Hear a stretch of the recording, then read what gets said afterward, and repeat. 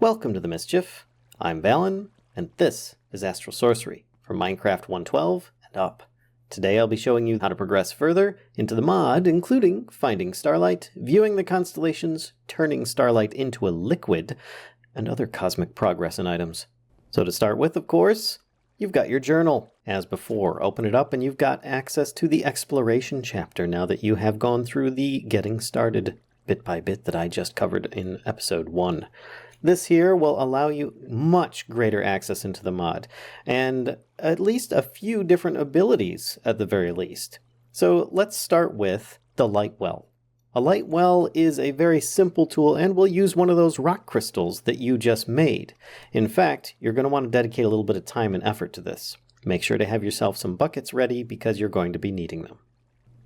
So now that you've been able to find yourself a place to put your Luminous crafting table, in this case I've put it relatively near the shrine and of course open to the Starlight, otherwise it wouldn't actually be usable. For instance, if I pick this up, put it down underneath here, you can see we have a negative. It does not work underground.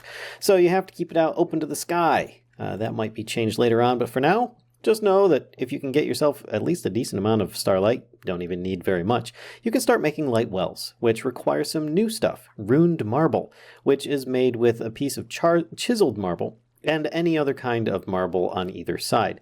Now, it should be noted that you do need the Luminous crafting table in order to do so. So if I take a couple pieces of marble and chiseled marble, it will just make a regular marble arch in a crafting table, even if it's receiving floating crystal starlight. So you need a Luminous crafting table to do this. Take one of these and you put a couple of marble on either side, and instead you get the runed marble, which is what you're going to need. Take your resonating one, right click on there, you'll of course get the moonlight showing down, and you get the items popping in on top. Now that you've got that, you can make yourself a light well. There we go, and you now have a light well. Now you have rock crystals. By opening up the second chapter, you should be able to actually identify your rock crystals by holding the shift key. You can now see a size, a purity, and a cutting. Basically what you want to do is pick the one with the lowest purity and go with that. Here we go, this one's got a 15 purity, so I'm going to grab that one, toss it in there, and the reason being is that you're basically destroying the rock crystal in the process of making this light well. Now that I've done that, just right click, and I get the light well, not a problem. Put this thing down, of course, open to the sky, same as before, and you'll want to put items in it to generate starlight, liquid starlight. Now you have options at this point. If you've been struggling to get rock crystals, but you have an abundance of aquamarine, you can put aquamarine in there. But there is something you should know. Allow me to place down several light wells so that you can actually see what it is I'm about to show you. And that is, you can put down the aquamarines in here, and over time they will slowly start giving liquefied starlight, which is extremely light, very useful, very bright. If you stand in it, you get yourself night vision. If I can ever get out of it, there we go, night vision. And these will slowly kind of drain starlight off of them, potentially making flares in the process, which are just harmless little entities that will fly around. Imagine them sort of like a bat, but they're just really cool and pretty. But in time, these will break. And often you could potentially, maybe like 1 in 15 will get you an entire full light well, which is 2 buckets worth of starlight. Otherwise, most likely they're going to break partway through before you even get a bucket. And then you'll have to go through several aquamarines. In fact, I've gone through many in the past. But as I said, if you have an abundance of aquamarines because you live near water or a sandy beach or something, or those just have better access to you than the rock crystals do, feel free to put those in. Otherwise, you can grab yourself a light well, put it down, and you can put one of your rock crystals in there. Once again, it doesn't really matter what the levels are on here. I would just go with the one with the lowest purity. In this case, I'm grabbing this one that has, 26%. And I'm going to put that in there. And it will also deposit the starlight, liquid starlight that is. Now here's the thing. With the rock crystal, you can get a lot of starlight, a lot of liquid starlight. It will eventually break, as the aquamarines will too, but you should be ready with a bucket. I've got some here. Oh, and there we go. We just had our first aquamarine break, and you can see I can't bucket out of it just yet. But it is actually pretty close. These ones are performing much better than I had originally planned. But in time, this one here will probably make you, I don't know, anywhere from a few, oh, they're all starting to break now, a few buckets of Starlight to, I don't know, a couple of tens worth at least. So it can be very productive, but it will produce a lot at nighttime and extremely very little, if any, during the day. So therefore, it's something that you're going to want to watch because you can only grab 2 buckets at a time before it fills up. And once it's full, it's not producing anymore. So you're going to want to make sure that if you have some Starlight being produced at other ones, you can see I can't combine these two. But I can put down another aquamarine on top of it. On top of both of those, in fact, and therefore continue the process. These will create Starlight very slow in comparison to the rock crystal. So if you do have a single rock crystal you can spare, this could really be beneficial with speeding you along. Otherwise, like I said, you could just use your aquamarines. Something you should also know is that once placed, you cannot get your rock crystal or aquamarine back. And I'm going to leave this one here so that I can therefore just kind of deposit a bit of Starlight here and there, and you can see it created a light area just by placing it. So it's kind of a light in itself. Now you might be asking yourself, okay, so this is kind of cool that we've got this thing, and yes, it actually does pour very quickly. For instance, allow me to just place this down. You can see how quickly that kind of picks up and moves. It's very fast. If it touches water, it will create ice, as well as you noticed before, give you night vision if you stand in it. But why would I need this stuff otherwise, besides it just being really cool? And that is to create the next item that is going to be very important, a Sky Wave Resonator, which is going to require aquamarine, a couple marble, gold, and of course, that bucket of liquid Starlight. All right, so let's grab my marble, a little bit of gold, aquamarine, and of course that bucket of liquid Starlight, and I get myself a resonator, which I will use my wand to activate that again. In the meantime, I'm going to collect a little bit more of the Starlight, and there we go. Now, what does the Skywave Resonator do? This is something that is very important if you are in need of Starlight. You're having some problems, or you don't have one of these shrines very nearby your place. You need to find some Starlight. You need to find it fast. Well, this can help you find concentrations of Starlight. Basically, imagine Starlight ebbing and flowing sort of like this landscape does here. In some areas, it's very high. In others, it's very low. It kind of overlaps the existing world gen, so you can't create it, but you can harness it and focus it. This is an excellent example of a very high concentration. Basically, this means that the Starlight field is going to be very good in this entire area. You can, if you so desire, build a tower on top of it to maximize this effect, going way up to a very high level, and you will gain the benefits of that, as you can see, on top of that block as well. So if you see little sparkles in a dark blue area, that's going to be a very, very good concentration. Now, if you see something else more like this, you might see some light, little darkish blue areas. This is just a very faded one, but it is going to be increased from what it was before. You're going to want to put down your Luminous crafting table in them. And this is kind of a middle ground, as you can see. We have kind of a darkish blue area, but there's no sparkles. So what you want ideally is going to be this, but either one of those is going to work if you need to harness it. Now, what does this mean? Does this mean that I have to have my base near to these things? It doesn't mean that you have to. It means that you can. And it will benefit you to start if you have access to one of those areas, or at the very least, one of these altars that you can, kind of harness the power from. Now, something else you should know is that if you are flying around in the world, or even running, or very high up, you might not see this stuff. You have to be within about 3 chunks in order to see this stuff close by. So if I start flying away, you'll see it disappears. So if you're really high up in the world looking for this, you're really not going to find it too easily. You want to be down close and potentially, I would recommend in clear open areas so that you can traverse quickly looking for these kind of zones. But it doesn't mean that it's going to be in these areas. It's just going to be easier to see. Now you might also be wondering, why do I need a higher level of Starlight? Well, certain items that you create will require certain levels of starlight. For instance, if I am to create a hand telescope, it will require a glass lens and a little bit of starlight, but it does say not much instead of none. So therefore, if it's daytime, this is going to be very difficult to craft. So as you can see here, I have a Luminous crafting table out, open to the sky. It's daytime. I right click on it. I don't get much light. Not at all. And it's actually going to get worse as the day goes on, because right now it's still kind of early in the day. This will slowly start degrading even further. But if I try and make myself that lens for a hand telescope, you'll see that there's actually a very light blue area. This means that I'm not meeting the requirements for it. I need it to be a little bit more. So as you progress through the mod, more expensive things will require more and more starlight. Therefore, this is why you're going to need a good concentration of starlight, at least to start, because some of these items will require a lot. There we go. The sun's going down, and now I should have a lot more starlight to work with, and therefore can craft this lens that I was wanting to make.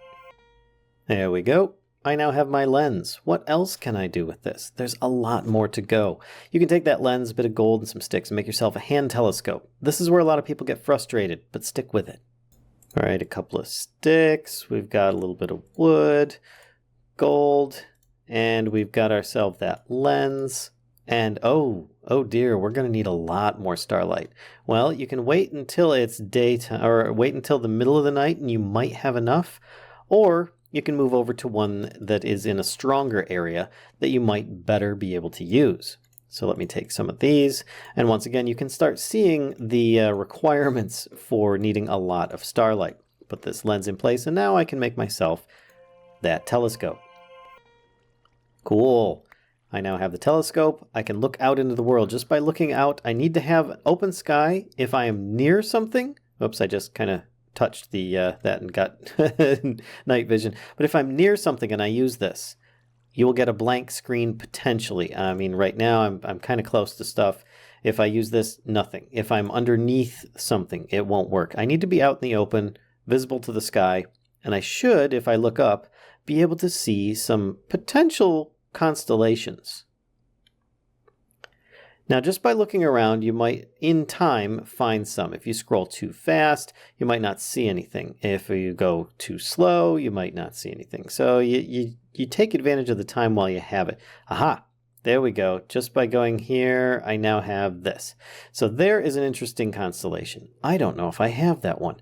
What should I do? Well, you can escape out of there, hold your position, go into your journal, and click on constellations. You can therefore see the constellations out here and try and figure out which one it is. In this case, I think it's Decidia. So, without moving, I go back, I click on here, and it's still there. Now, if I hold Shift, I now have a mouse pointer. Hello, and I can start drawing lines by left-clicking from one to the other, and I let go, and continue on just to make the shapes. Therefore, I think I should be able to make this kind of double pickaxe-headed looking item. Decidia, constellation discovered. Now when I look up in the sky, you'll actually have Decidia displayed. Some nights it will be out, other nights it will not. It depends as the progression goes. So keep that in mind that you won't always have all constellations out. You won't always have any constellations out. So you'll have a chance of finding some each night. And the hand telescope can help you find them. They're really cool and they give you a nice aesthetic, but there's even more that you can use for that later. Well, that's all well and good, but for now, what do I have access to? You have access to new crystal tools, and in order to do that, you're going to be needing to use your rock crystals. Now, rock crystals are used for a lot of things, so use them sparingly, but if I make something as simple as a sword, crystal sword per se, I need access to a Luminous crafting table, of course, and 2 different rock crystals plus a stick on a Luminous crafting table will make that. Just as an example, anytime that you would need a metal in order to make something like an iron pick or axe or anything like that, instead you'd replace the ingot with a rock crystal. Now, you'd think, all right, well, I'll just slap those together on the table and go. There is something you should take into effect. Or at least into consideration, and that is the cutting purity and size. The bigger it is, the better. That's going to increase its durability overall. Plus, the purity is going to allow you to sharpen it and make it even stronger, easier, without cutting its durability down. Durability runs a little differently with crystal tools. So, what are the ideal items in this case? Kind of a trade-off. In this case, the size is so low, but the purity is really high, so I might be able to take advantage of that. This one is a really good candidate for potentially making a really good tool. What else do I have here? There's another one for 60%. That's excellent. I'm going to take these two here and make myself a sword with them. Let's go onto the table. I'm going to take this one here and this one here, and I could do this, and you can see it will make a sword. But before I do that, I should probably take advantage of enhancing these crystals a little bit before doing so. So you remember when we put down this Starlight on the ground so that we could store it, because this will only store 2 buckets worth in it? Well, if you throw one of these crystals in there, you'll start noticing some special effects. Over time, this is going to increase its overall size up to its maximum of 400 for a rock crystal. This will also help increase the durability overall of your tool. And while that is currently absorbing some Starlight, because I'm sure you've got plenty sitting around from all your rock crystal-y goodness that you've been working with, then you can work on something else, namely a Grindstone. Now, the Grindstone is, of course, going to be very basic to make. There we go, and my Starlight is starting to fade because the night is going away, but I should still have plenty of time to make this. And a Grindstone is going to allow you to enhance your tools and weapons, well, depending on how things go. It's a really cool little item, and it even works with your vanilla stuff to an extent. If I take a vanilla diamond sword, for example, and I put this on the Grindstone, I can then just right-click it, and you'll start seeing some animation going on. If I keep right-clicking it, eventually it will stop, and this weapon will be considered sharpened. There we go, the sparkles stopped, and now if I shift, right-click, I can take this back out, and it will actually say something like sharpened on it, perhaps, or even a 10% bonus, and it will do 10% bonus damage to enemies. Pretty cool. And you can do even better than that with your rock crystal weapons. Now you notice this one here ate one of the 2 of the liquid Starlight that we had there. And this one now has a much higher size. I can do this several more times over several other ones. Looks like I'm going to need to kind of put that in place to keep it in its spot. And therefore, I will need to do this with the other crystal as well, just to make sure that these are kind of beefed up. Now, of course, you don't have to do this. You can do it afterwards if you so desire. But let's grab one of these here. Put this in place, make ourselves a stick, and then I take this resonating one, click, and we're going to make ourselves that sword anyway. Cool. All right, I now have my crystal sword, which has an okay size, a really good purity, and a lower cutting. The cutting is what's important. You see, it's got a 3 attack speed, so it's almost twice as fast as a diamond sword or any other sword for that matter. But looking at a diamond sword, 7 attack damage. This has 2.6. Wow, that's pretty pathetic. That's because its cutting percentage is so low. You want the cutting as high as possible to get as much damage out of it. But with its current size, it's not going to do the trick. So, once again, you can throw the whole sword in and start absorbing your Starlight until you can maximize that. There we go, and that has absorbed at least a couple buckets worth. Let's take a look at it now. 745, that's much better. But you notice that the cutting went down to 0. It's kind of scary, but that's all right. That's what the sharpening stone or the grindstone is for. Right click and you'll see it is now going to be a little bit higher. There we go, cutting is 6%, and the size went down a bit. That size will not decrease with use, it will decrease with use on the grindstone. Let's just grind it up a few more times here, get a little bit more sparkles. If you grind it up too much, you might destroy it. If that size goes down to 0, then you're going to be in trouble. So let's put it back on here. We're just going to grind it several more times. Grind this, and the idea here is that the higher the purity, the less size is reduced, and the more cutting you'll be able to obtain through sharpening this thing up. So let's just grind it up a little bit more. There we go, cutting 100%, size 133. So I'm definitely going to have this thing soak it in a bucket of liquid Starlight before I am able to sharpen it again. But at the very least, I now can look at oh my gosh, 14 attack damage in comparison to a diamond sword. That's double, and it's almost twice as fast. Oh my gosh, this thing is strong. And that's just an example of one of the different tools that you can make with rock crystals. So it can be very effective, though it will, over time, slowly dull itself, and therefore lose some of its attack damage. Thus, you will need to soak it in a bucket again, and then sharpen it again. So let's say that you'd like to get to this stuff, but you're still struggling with finding a good source of Starlight. Well, there are ways that you can definitely enhance the area that you currently have. Well, let's get into that. That is going to be the Spectral Relay, this little guy here. This one is going to require a special setup though. So first, let's make the Spectral Relay, which is just a very simple recipe, but it uses that same glass lens that we made from the telescope down here. All right, a couple pieces of wood, couple of gold nuggets rather, glass lens and marble will make that Spectral Relay. Use that resonating wand once again, and it shows up here. Now there is more to this little item, and that is the area that it's going to need to be set up on is going to be like a little multi-block structure. It will require a little bit of stuff. Now if you want to know what all is required in here, at the top here it should describe for you the size that it requires. It's a 2-block tall structure, plus it's a 3x3 area. And if you hover over this little star, you'll notice all the ingredients that you'll need in order to make the structure. So let's make one of these near our Luminous crafting table where it is right now. And it should not be in an area where it can be obstructed. So if you have stuff blocking between it and you might be in a little bit of trouble.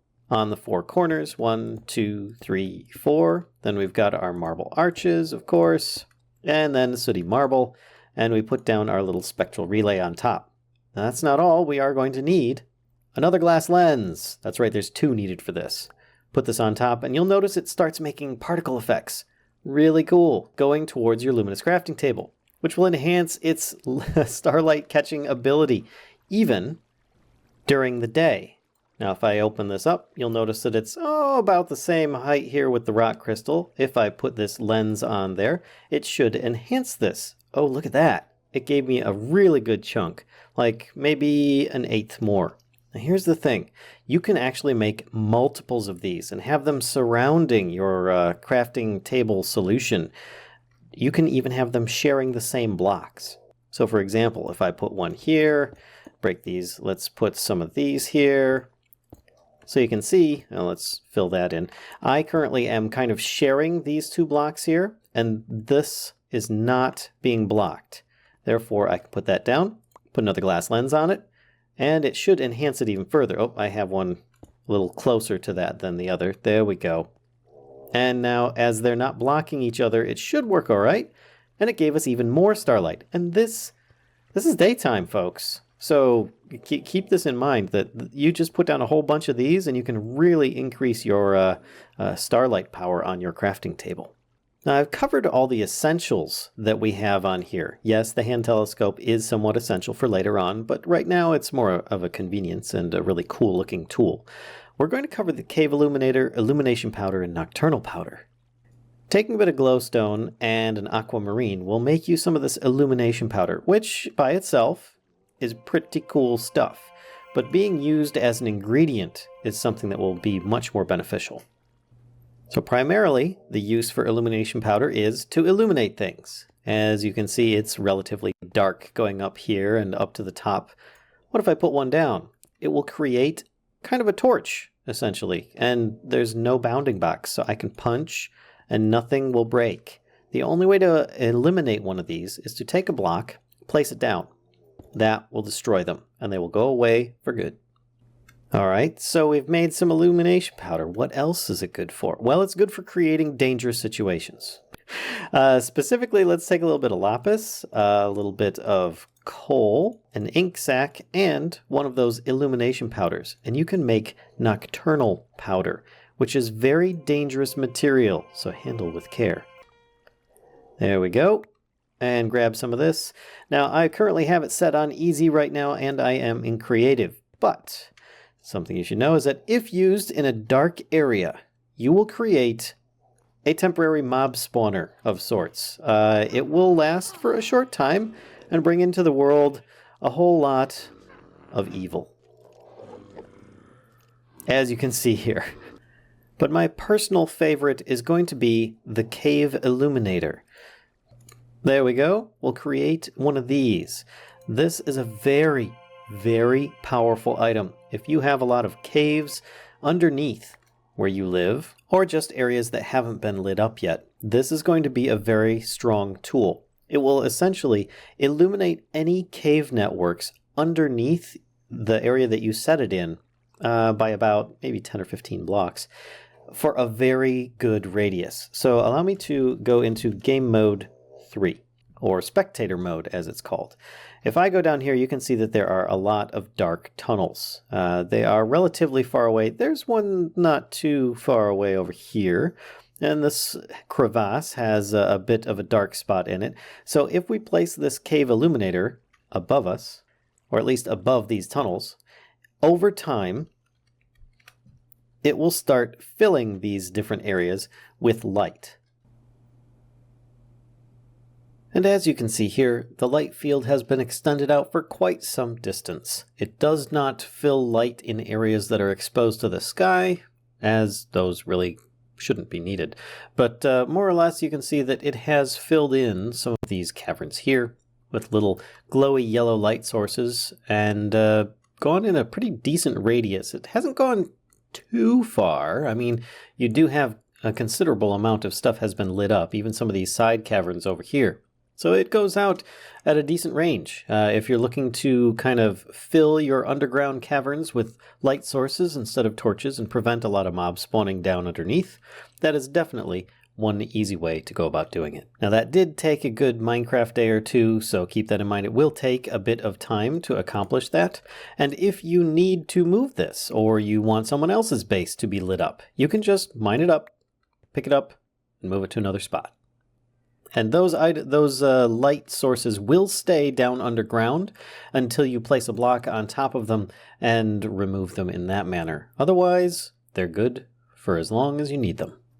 So last but definitely not least, we're going to be covering the Starlight crafting altar, which is going to get us to the next tier of crafting. This is going to require a little bit of pillars, chiseled marble, a rock crystal, and of course a liquid Starlight bucket. Take all these, set them up, you should see that in place. Get yourself a resonating wand, of course, right click, and you'll start seeing a different animation happen. It will take a bit longer, but it will upgrade your Starlight crafting altar for you, so you don't need to actually replace the old one. You now have a new one. And, uh-oh, it doesn't work anymore. Why not? It's because, in order for the Starlight crafting altar to work, you actually have to build a special platform area for it to function on. And of course, it will need access to the sky. So once you have your 9x9 structure, 4 blocks tall, built, which actually you can see once again your list just by hovering over the star here, all the items required, and now you can see why you've been mining up these shrines as you go, so that you'll have the materials available to you when you need to build this. You should be able to access it. Placing down your Starlight crafting altar in the center, right click, and you now have a new Starlight bar. This will allow you to make more advanced items in the next chapter of Astral Sorcery. Attunement. I hope you guys enjoyed this video today on Astral Sorcery. If so, be sure to give a like, comment, subscribe, and as always, spread the mischief to others if you think they'll enjoy this content too. And until next time, folks, I'll see ya.